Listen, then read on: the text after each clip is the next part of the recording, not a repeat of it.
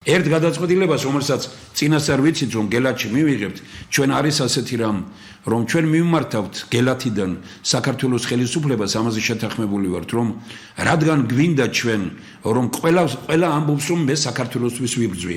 აი ამიტომ წინააღმდეგ არის ასეთი, რომ მოდით ეს 25 წელია ამ წინააღმდეგზე ვსაუბრობთ.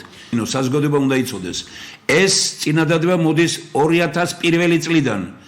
2003 წელში პრაქტიკულად შევთანხმდით. 2003 წლის შედეგების მიხედვით ეს უნდა შემდგარიყო, მაგრამ მოხდა რევოლუცია, ეს არ შედგა. რა იყო? იკრიბება ეს გუნდი ხელისუფლებას პირველ პირს პრემიერ-მინისტრს ამ შემთხვევაში, მაშინ პრეზიდენტს, ეხლა პრემიერ-მინისტრს გამოაქვს ხედვა, როგორ წარმოგვიდგენია მომავლის საქართველო.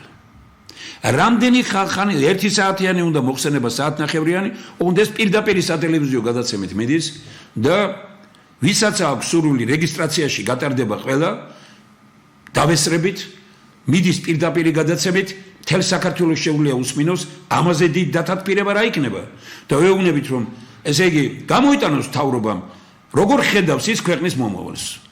გამოიტანოს მეცნიერებათა აკადემიამ, როგორ ხედავს ქვეყნის მომავალს. არავით არის კრიტიკა ბატონებო, არავით არის ლანძღვა, არავით არის სხვა რამ, არამედ მხოლოდ და მხოლოდ კონსტრუქციული, როგორ ხედავთ ქვეყნის მომავალს.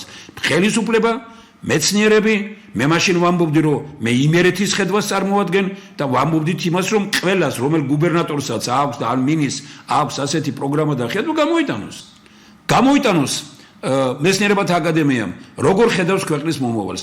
თუ სხვა აკადემიებს ექნებათ ეს სურვილი, ჩვენ მზად ვართ მეცნიერთა კონგრესმა წარმოვადგინოთ მოხსენება, როგორ ხედავთ ჩვენ ქვეყნის მომავალს.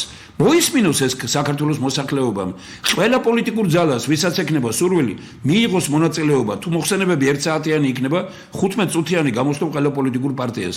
და მე ბოლოს შევკრათ რაღაც გარკვეული ჯგუფი ექსპერტების მონაწილეობით და უთხრათ, რომ აი საინტერესო რაც კი იყო, მოკრიბეთ ყველასთან, ჩამოვაყალიბოთ და მოდით მივიღოთ ერთიანი მოქმედების პროგრამა, რომ შევცვალოთ ქვეყანა.